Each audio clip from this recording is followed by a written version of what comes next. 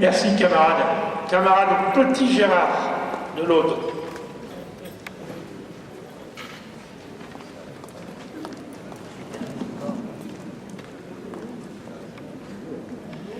Bien, bonjour à toutes et à tous. Alors, je vais faire un peu de répétition par rapport à l'intervention de Bernard tout à l'heure, et puis mon camarade des Pyrénées-Orientales, comme on est voisins, on a à peu près le même problème. Donc je pense que, c'est pareil, sur la continuité, c'est le fait des syndicats actifs. C'est-à-dire que nous, on peut servir d'aiguillon, on peut dire, bon, écoutez, qu'est-ce que vous faites, qu'est-ce que vous ne faites pas? Mais si les syndicats, enfin au niveau des actifs, on ne prend pas en compte cette continuité, il nous est difficile de pouvoir intervenir. Et je pense que là, il faudrait que, c'est bien les rencontres UCR, UFR, mais je crois qu'il faudrait interpeller les fédérations pour dire qu'est-ce que vous faites dans vos départements pour mettre en place cette continuité. Formation, c'est la même chose. On met tous les ans au programme de formation de l'UD la formation sur le syndicalisme retraité, sauf que c'est pas, nous on ne peut pas intervenir dans les syndicats pour demander un mois ou un mois et demi avant des détachements pour des actifs qui vont partir à la retraite. Si le syndicat, au niveau des actifs, c'est pas pris en compte.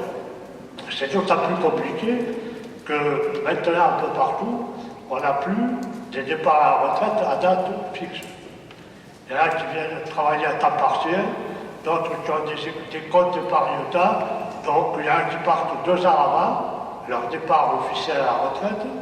Si ces camarades-là, on ne les transfère pas systématiquement chez les retraités, ben pendant 2 ans, ils trouvent naturellement de participer dans des associations, dans des collectifs autres que le syndicat. Et un deuxième point, c'est, donc, ça a été rappelé par Michel tout à l'heure, c'est chez les actifs où il n'y a pas de section de retraités. Bon, on a le même cas que dans les Pyrénées-Orientales pour les territoriaux. Bon, ils m'invitent, la CSD m'invite à leur assemblée générale. Chaque fois la question est posée, chaque fois on trouve des camarades qui sont prêts à faire, et on se revoit l'année d'après, ça n'a pas bougé d'un iota. Donc on en est au même point. Alors c'est compliqué de répéter la même chose. Moi j'avais un secrétaire du syndicat de la santé, quand il me voyait dans les couloirs de l'UD, il m'évitait parce qu'il me disait, bon, il va encore me vacciner parce que à l'hôpital de Carcassonne, on n'a pas de section retraitée. Ça devient du harcèlement, quoi. On ne sait plus quoi faire. Quoi. Donc, ensuite, on va avoir un congrès dans 2 mois de l'USR. Et on s'est posé la question aussi sur des sections de retraités qui n'ont peu ou plus de fonctionnement. Des sections de retraités qui sont avec 2, 3, 5, 8 adhérents. Et ils ne voient jamais, il n'y a aucune activité. Comment on peut être attractif, comment on peut augmenter ces adhérents si ils n'ont pas d'activité.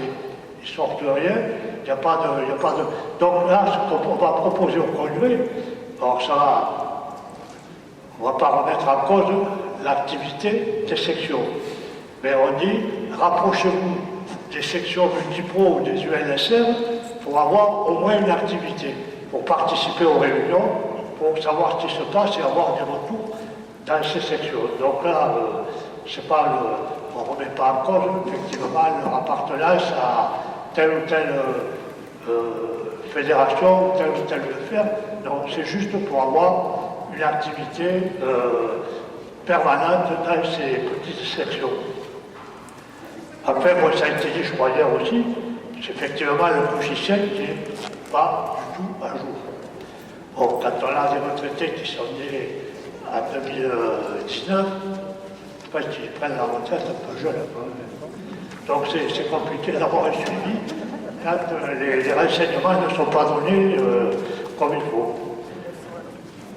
Dans notre département, Michel l'a souligné tout à l'heure, on a pas mal de retraités, syndiqués, qui reviennent sur le département, qui viennent habiter en permanence. Et là, souvent, ils restent syndiqués dans leur syndicat d'origine ou dans leur fédération. Et ces camarades-là, je peux citer la chose parce que je fais partie de la fédération de l'UFR Mine-Énergie. On a pas mal de mineurs qui viennent habiter dans l'Aude, qui sont rattachés toujours à leur section à Moselle ou je ne sais pas où, et qui habitent en permanence dans l'Aude. Et je n'arrive pas à avoir leur adresse, les noms et les adresses. Pourquoi? Ce n'est pas la cotisation, ça ne nous intéresse pas. C'est d'avoir des contacts, ils habitent dans tel ou tel village, il y a un tract, une pétition à signer, une intervention à faire. On a 2-3 camarades qui habitent dans ces villages qu'on ne connaît pas, et on ne peut pas se servir d'eux pour faire du travail à la direction des retraités. Donc je crois que là c'est compliqué, et ça pose une autre question, c'est le suivi des adhérents à l'immutation. Des camarades qui viennent comme ça d'une autre ville, d'une autre région, mais on n'arrive pas à savoir. Bon, heureusement que de temps en temps, vous disiez Michel, nous on a retrouvé 2 ou 3 camarades, des bons militants, qui sont venus nous prouver, ils ont dit, bon, écoute, je viens d'arriver dans l'Aude, je veux adhérer, comment je vais faire? C'est quand même grave qu'on n'arrive pas à avoir ce suivi parce qu'on perd du monde. Et après, je terminerai par là, par rapport aux résultats vers le nombre d'adhérents. Effectivement, nous on est en retard de 33 FNI pour 2018-2019, mais on a une section multiprofessionnelle qui n'a rien réglé depuis 2 ans.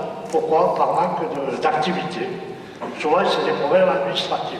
Parce qu'en plus, ce qui est grave, c'est que les camarades paient son adhérent, sont à jour de leur cotisation, et il n'y a pas de reversement qui est fait parce qu'il n'y a pas d'animation, parce qu'il y a un problème administratif. Ça, c'est grave. Et donc, si on fait un état des lieux, on est largement au-dessus des 100%. Mais comment faire?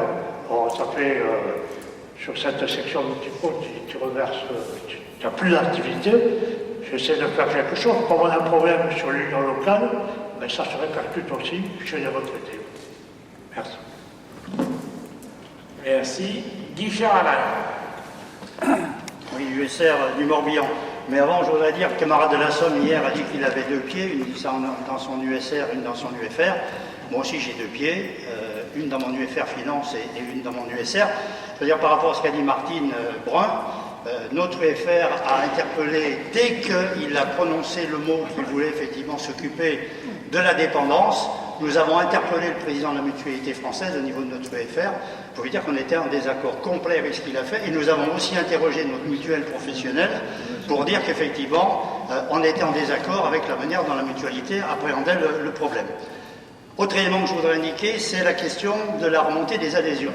Alain a raison d'en parler. Moi, je suis en échec complet.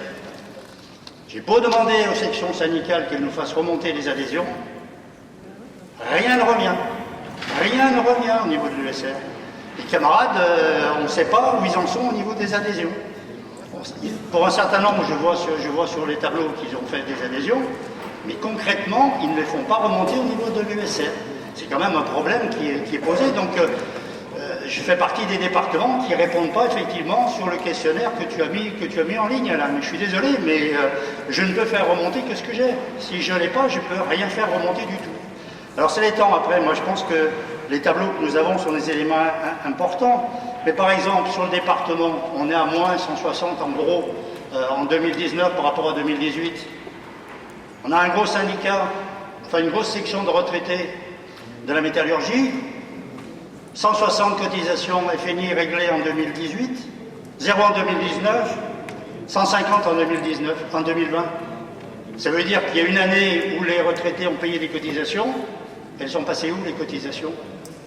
C'est le syndicat qui effectivement à un moment donné a décidé, je pense pour des questions d'équilibre financier du syndicat, de reverser aucune des cotisations des retraités. Or, les syndiqués, ils ont payé leurs cotisations. Donc, est-ce qu'il est normal qu'on soit dans cette situation?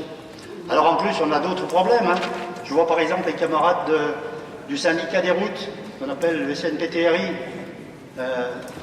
Ils ont des cotisations qui ont été versées en 2018. Je sais, avec les camarades de syndicat, que les cotisations ont été envoyées. Mais alors, c'est perdu où? Le syndicat, la fédération? À quel moment ça va redescendre, effectivement, au niveau de Cogetis?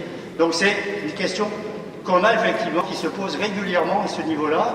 Alors, comment on fait pour les régler? Et autre élément, je discutais hier avec Alain, je disais, il y a des choses qui sont compliquées. Autant des sections relativement importantes, on peut regarder les choses. Mais quand on a un syndiqué ici, un syndiqué là, etc., il est une année, il n'est pas l'autre. Comment on fait pour le contacter? On n'a même pas les éléments, on ne sait même pas où ils sont. Alors on a aussi les autres éléments, comme viennent de le dire Gérard et Michel, des camarades qui restent syndiqués dans leur ancienne... On a trouvé des camarades, on en a retrouvé une fois, camarade secrétaire de l'union départementale, il discutait à la boulangerie avec quelqu'un, et elle lui dit, mais je suis syndiqué à CGT. Ah bon? T'es syndiqué où? Chez les territoriaux à Bobigny. Et elle ne veut pas venir se syndiquer dans le département du Morbihan. Une autre camarade qu'on a trouvée à une fête des retraités dans le Morbihan, camarade de Mine Énergie, on lui dit, ben, quand est-ce que tu viens? Ah ben non, je reste dans mon syndicat au Havre. Alors on fait comment? On fait comment par rapport à ça? C'est pas des camarades, et encore après, au bout d'un moment, je ne me demande pas dans combien de temps, camarade qui a dit, je suis syndiqué chez les territoriaux de Bobigny, je ne sais pas si c'est toujours vrai, si c'est toujours syndiqué, c'est les territoriaux de Bobigny. Hein.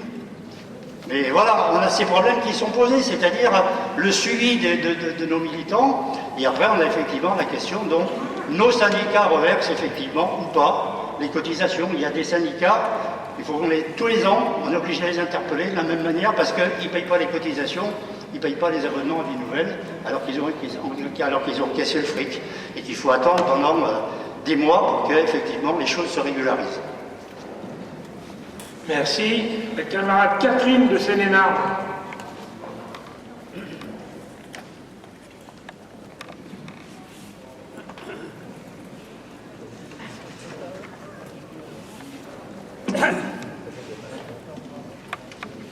Catherine Petit, ESR 77 Seine-et-Marne.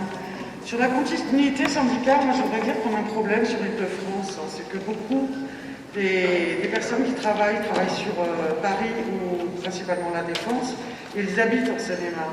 Donc si les fédérations ne font pas l'effort de nous communiquer les informations, on a beaucoup de mal à les contacter, sauf si les gens sont vraiment des militants et vont voir leur section syndicale. Donc ça, il faudrait qu'on travaille avec les actifs. Moi je veux bien, j'entends, on le fait, on a essayé de le faire sur l'ESR. Mais ça fonctionne pour les gens qui sont sur les multipros, qui vivent sur leur lieu, qui vivent proche de leur lieu de travail.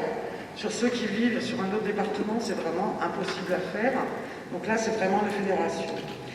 Sur les fédérations, ce que j'aimerais qu'on puisse arriver à faire comprendre, moi je viens de Mine Énergie, donc je sais un peu comment ça se passe, c'est que quand on dépend d'une fédération, on peut militer sur l'Interpro.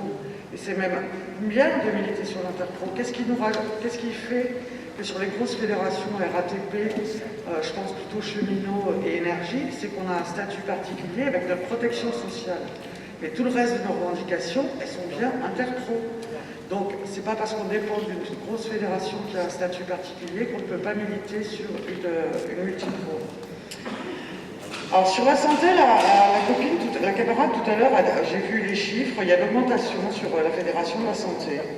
Sur le département 77, on a quand même des grosses structures hospitalières. J'ai 7 retraités au total sur la santé. Donc, j'aimerais bien savoir où est-ce qu'ils sont passés, parce que vous faites des progrès sur vos adhérents. Je l'ai déjà dit sur une réunion qu'on avait fait en Île-de-France. Moi, j'aimerais qu'on puisse voir aussi où est-ce qu'ils sont. Sur Melun, par exemple, je sais qu'ils sont chez les actifs. Donc, il faut qu'on les récupère, ceux-là. Pas spécialement qu'ils cotisent sur la fédération, c'est normal. On a besoin d'avoir des contacts pour les pétitions, des distributions et les manifestations départementales, puisqu'on en fait régulièrement. Une chose sur laquelle on n'a pas beaucoup parlé depuis le début du comité général, c'est l'implication des camarades dans LSR. Parce qu'être militant CGT et aller militer à LSR, sur certains LSR ça va très bien, mais sur d'autres on rame.